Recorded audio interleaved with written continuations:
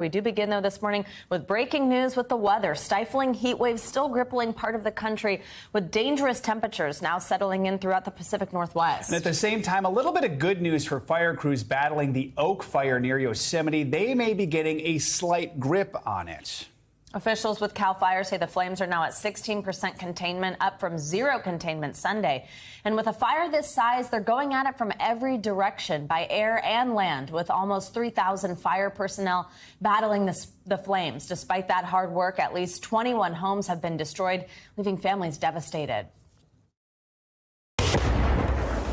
She's looking over my shoulder, and you know, this home that we had just gotten married at 2 weeks ago, it explodes. The dry, hot weather is fueling the flames, and it looks like the heat wave moving into the Pacific Northwest is only going to get worse. Highs in parts of Washington state and Oregon could spike near 115 degrees this week in a part of the country used to mild temps, even in the summer. And it's not just there. Extreme heat is also stretching down to the southern plains and mid-Mississippi Valley as well. And happening right now, we've got pictures just coming in from the St. Louis area this morning, where we're getting reports of severe flooding there. Record daily rainfall. The National Weather Service says more than 7 inches of rain fell there in just 5 hours overnight. You're looking at images of a flooded highway right now in the St. Louis area. We have full coverage this morning. We're going to check in with NBC News meteorologist Michelle Grossman in just a moment. But first, let's start with the latest on the Oak Fire and NBC News correspondent George Solis. So, George, CAL FIRE officials on Sunday said the fire was like nothing they had ever seen, and that's saying something considering what they've seen over the last few years. And they also said at the time, despite their best efforts, they had no luck containing it. Now, fire crews do report they have made some measurable progress. What's changing?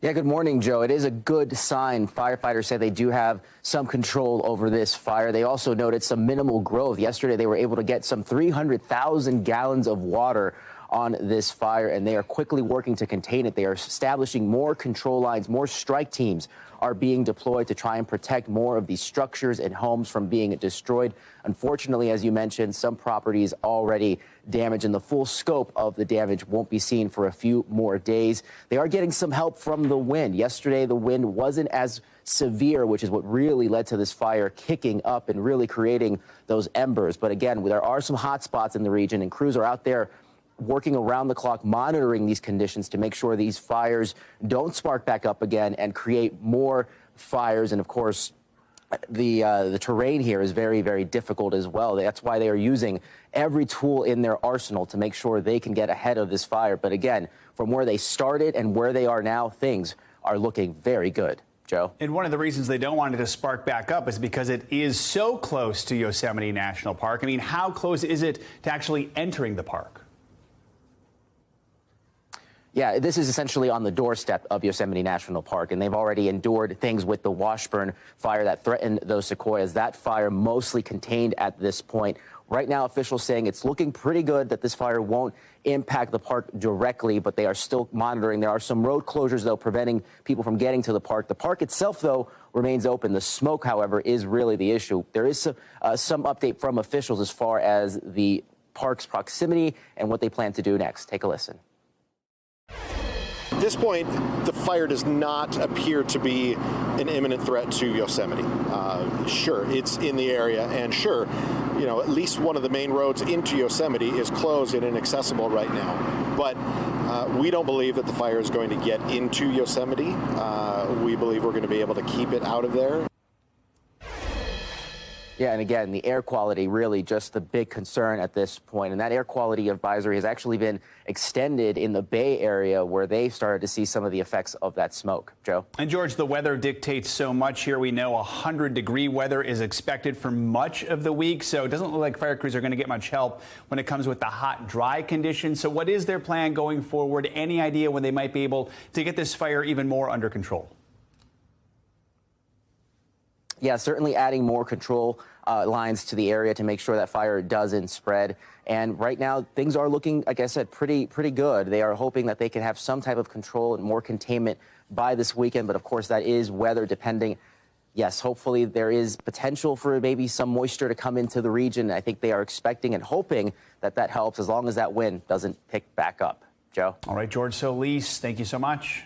And now we want to get to that other major weather story this morning we mentioned a moment ago, severe flooding in the St. Louis area this morning. Yeah, meteorologist Michelle Grossman joins us with that and more. Hey, Michelle, good morning. Hey there, guys. Yeah, we're watching a lot of rain in the middle of the country. That's going to be the story all throughout the day. It's the same front that brought the relief to the Northeast, sort of parked over the same spot today, also tomorrow. So we'll show you that in just a minute.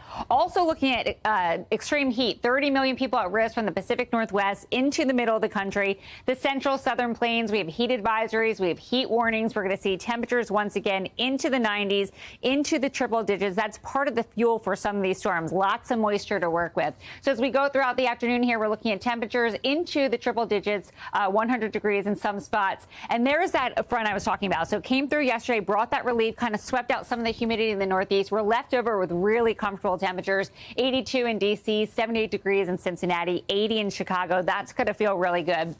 But here's that front where we're seeing some storms over and over again in the same area. It's sort of like a train track. We're going to see that going along the track as we go throughout today and also tomorrow. Ahead of that, there's that heat, there's that humidity fueling some of those storms that we're seeing this morning. Tulsa 107 today, feeling like 110 once you factor in the humidity. Memphis, you're going to feel like 110 and feeling like 102 in Montgomery. Another nice day tomorrow. Most of the east, we're looking at Minneapolis, 83, low 80s in Chicago, 84 in Cleveland. But notice Philadelphia, we start to bump up a bit near 90 degrees. Same story in New York City. So it's a short relief, and then we're going to bump back up. We're going to stay hot for July as we go throughout for Thursday, Friday, and Saturday. Chicago, we're looking at temperatures in the 70s and also the low 80s.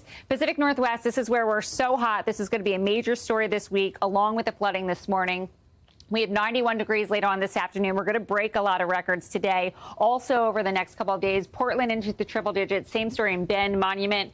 We're looking at Kennewick 107, Burns 100 degrees. Luckily not dealing with the humidity, but they could use a little moisture there with some of the wildfires. Seattle temperatures into the 90s. It's going to be hot for you. We're looking at temperatures into the triple digits still near 111 Thursday and Friday in Monument. Bend, we're looking at 104. So let's show you what's happening now. We're talking about all that flooding rain. You can see that red there. That's your flash flood warning. And we're going to see this as we go throughout the day. It's sort of parked right across this area. So you're noticing this train of rain. You're seeing the lightning. You're hearing the thunder. Heavy, heavy downpours. When you think of those summer downpours, that's what we're seeing today. Look at this flooding here. They saw 7.5 inches of rain, nearly 7.5, 7.4 to be exact, since midnight. It's set a daily record. We're adding to it as we go throughout the afternoon.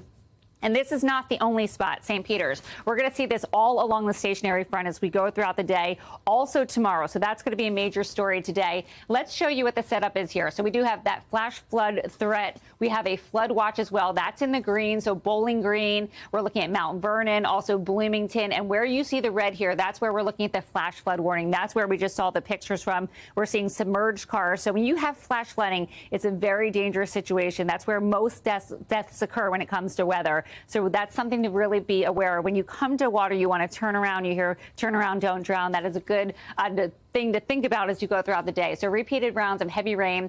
We're looking at anywhere from 4 to 5 inches. But again, we just saw 7. So where we see these training rains, the heavy downpours, we're going to see more as we go throughout the afternoon.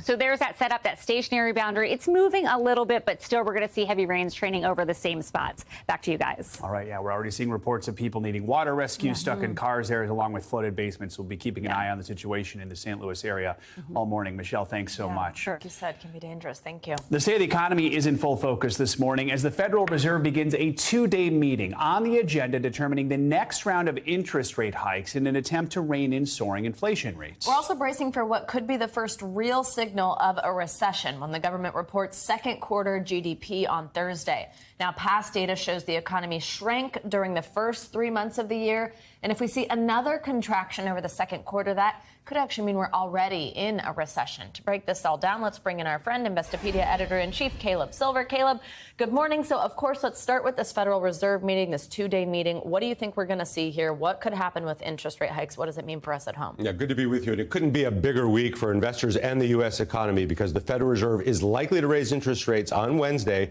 probably another 0.75%. That would match the raise from in June. So we're heading up. The Fed wants interest rates to be at around 3.4% by the end of the year. They're still trying to deal with inflation, and they don't really have a good handle on it. The only way to do that, raise interest rates, and as they do that, they're cooling down the economy. You can see the impact in the housing market. You can see the impact in the vehicle market. It's starting to bleed through the economy right now, but this is the only chance they have to try to bring it down. There is a lot going on right now. On Thursday, we're going to find out if the economy shrank for a second straight quarter. That would mean we're officially in a recession. How do we balance that with the fact that we see a strong job market, that we see strong consumer confidence? Yeah, we're in this very peculiar part of the economy right now where we do have a strong labor market. Consumers continue to spend, but we're seeing signs of weakness all over the place, especially due to inflation. So we're talking about this hot weather. What does that mean? Higher electricity prices. If you've paid your electricity bill, you know exactly what I'm talking about. That's going to hurt consumers' pocketbooks. That's going to hurt consumer spending eventually.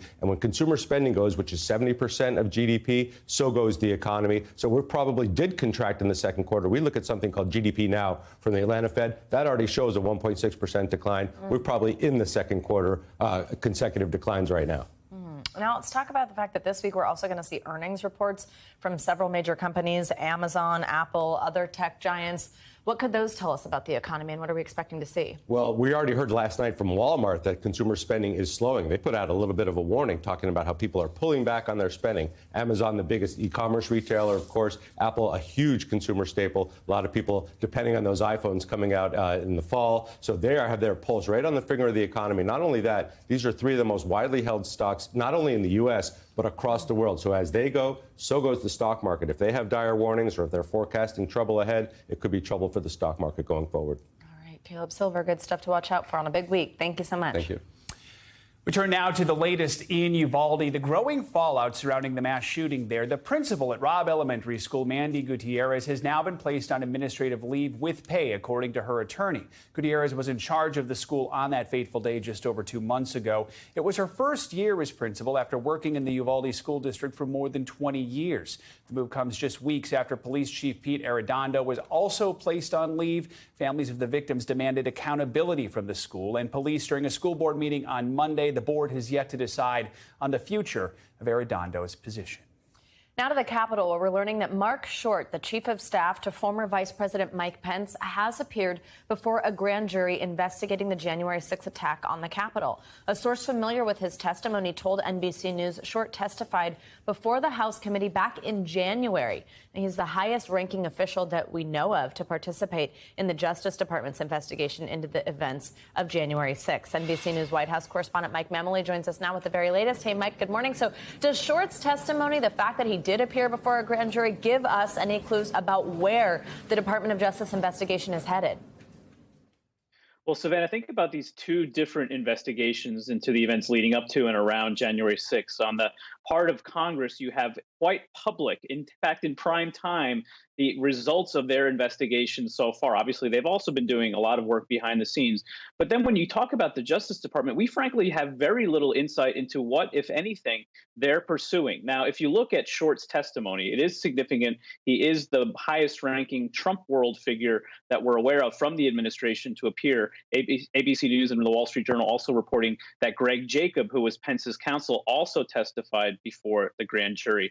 Their testimony together probably leads us to one of two directions. One, we know that both have testified before the Select Committee, before Congress, about this so-called fake electors scheme, a meeting in the Oval Office with John Eastman, then President Trump's attorney, who was trying to pressure Pence into not certifying the results of the election, into accepting these false slate of electors. We also know, though, that Marc Short has testified about the fact that the drumbeat leading up to January 6th, including from President Trump himself, really put, in their view, a target on Pence's back, led to concerns about his safety. So two possible strands here that the Justice Department could be looking into. But just yesterday at the White House, I asked Karine Jean-Pierre, the White House press secretary, what, if anything, President Biden may know about the Justice Department's investigation at this point. And she answered that they're not commenting about anything, citing the independence of what the Justice Department is doing. Mike, now we've seen a lot of resistance among people within Trump's circle who have refused to testify. In fact, Steve Bannon was just, of course, convicted of criminal contempt of Congress. What kind of message does it send that we now know that this high-ranking member of Mike Pence's staff cooperated with the Department of Justice? Yeah, Steve Bannon's conviction was really an important signal because you do have lawmakers on Capitol Hill who want the Justice Department to take a stronger line in trying to compel testimony here. We know Short appeared before the grand jury now under the subpoena as well. I think, though, Savannah, we need to start differentiating Trump world figures from Pence world figures. And you see that on display as we're expecting to see both the former vice president and the former president dueling events here in Washington. But I think what we've heard from the January 6th committee also applies to the Justice Department's investigation.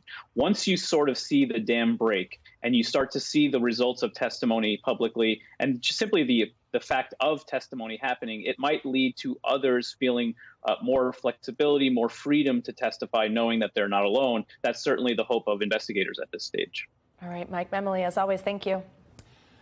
Former President Trump will return to Washington, D.C. this morning for the first time since leaving on Air Force One 1.5 years ago. He'll deliver a speech for the America First Policy Institute, a visit that comes just as the first round of hearings into the January 6th attack on the Capitol comes to an end.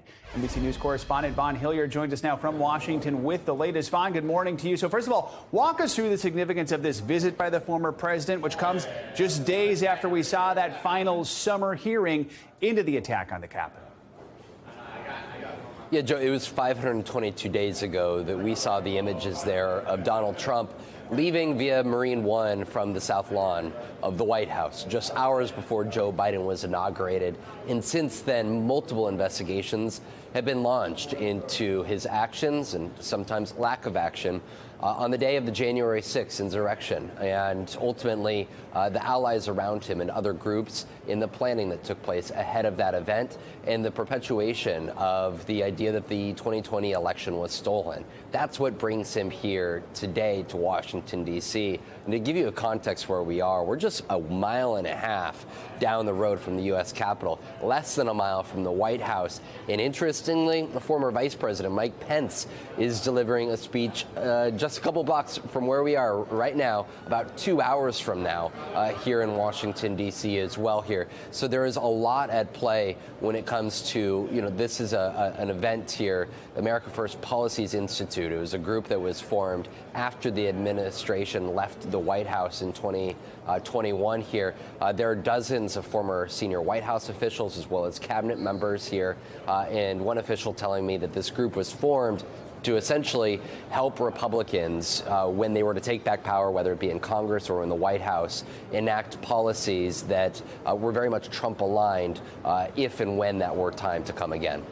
So you've got Trump world versus Pence world playing out. You also got Biden world, Vaughn. We saw President Biden weigh in on Trump's actions on January 6th during a speech yesterday for law enforcement executives. Let's take a listen. Every day we rely on law enforcement to save lives. Then on January 6th, we relied on law enforcement to save our democracy. The police were heroes that day. Donald Trump lacked the courage to act. The brave women and men in blue all across this nation should never forget that. You can't be pro-insurrection and pro-cop. You can't be pro-insurrection and pro-democracy. You can't be pro-insurrection and pro-American. Vaughn, we often don't see presidents criticize their predecessors. This appears to be a very different situation. Do you think this criticism directed by President Biden toward Trump is a preview of what we might see heading into a possible presidential election rematch in 2 years? Exactly. You cannot ignore the politics of this here. While investigations continue, the current president is well aware that the Republican Party is looking to regain its power, obviously here in 2022, but also in 2024. Donald Trump is effectively campaigning here around this country, but you've also seen Mike Pence on the road here, and that is where you see President Biden there commenting, because the reality is that next year very much becomes presidential election cycle, and Donald Trump is trying to make the case of that this is the federal government under the Biden administration that is targeting him and Republican allies to try to keep them out of power. Of course, there are a lot of layers to that contention here, but at the same time, that is the case that the former president is making to the American public around the country, and his return to Washington here for the first time since Inauguration Day is notable because he is taking out his message directly here to the nation's capital again, Joe. All right, Vaughn Hilliard reporting in Washington. Thank you, Vaughn. Now, this morning, Ukrainian officials say Russian forces have again carried out strikes in the southern region of Odessa. The port itself was hit over the weekend, just hours after Russia and Ukraine reached an agreement to restart grain exports via the Black Sea.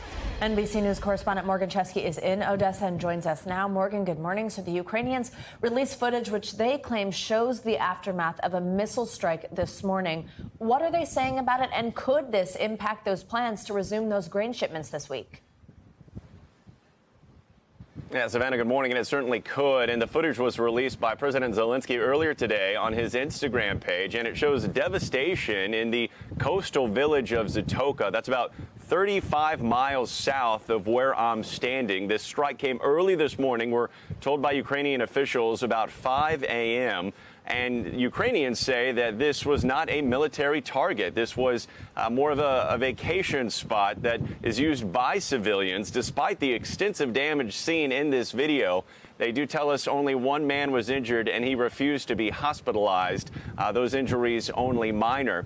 But its location is crucial, Savannah, because it is located near some of the ports that are expected to be resuming those grain shipments here in the next day or so. There are 3 of them, Odessa and 2 others that are expected to play a big role. And I want you to hear what one official had to say about the impact of these strikes going forward as they try to resume these vital grain exports. Take a listen. Firstly, it's the reminder that we still have war in the country, and Odessa is the region that is still in priority for Russia, and like missiles attacks is the only possible way for them now to somehow influence this region. And also, secondly, it's the price that we pay with having the negotiations with Russia and having to talk about some agreements. Now, this latest attack on Zatoka makes 2 attacks in the last 4 days. And in addition to having those missile strikes happen here, Savannah, one of the big concerns is how are they going to safely get the ships from the harbor in Odessa into the sea without coming into contact with Russian naval mines? We are told by officials they plan to clear a safe passageway, but they have not exactly elaborated as to how. Savannah? And now, Morgan, away from the south, let's talk about the state of the fight. We know Russia has been pushing hard in the eastern Donetsk region, but separatists there are actually saying that Ukrainian forces have been hitting back, shelling an oil depot specifically. What's the latest there and across the Donbass? Right. We know that oil depot was in one of the occupied areas. The fire burned well into the night. And in addition to that strike, the city of Kharkiv was struck by the Russians, shelled early this morning. As a result, in the last 24 hours, we're told 3 people have died. 8 people have been wounded there. And right now, the fighting is absolutely bitter. The front lines moving a little bit one way and then back. However, officials we speak to say it's vital to make progress sooner than later because there is a concern that Russia could impact their energy supply going into the winter. And so they're trying to get back some of that occupied territory to ensure that a lot of Ukrainians don't go cold. Savannah? All right, Morgan Chesky, thank you so much and stay safe. Thanks for watching our YouTube channel. Follow today's top stories and breaking news by downloading the NBC News app.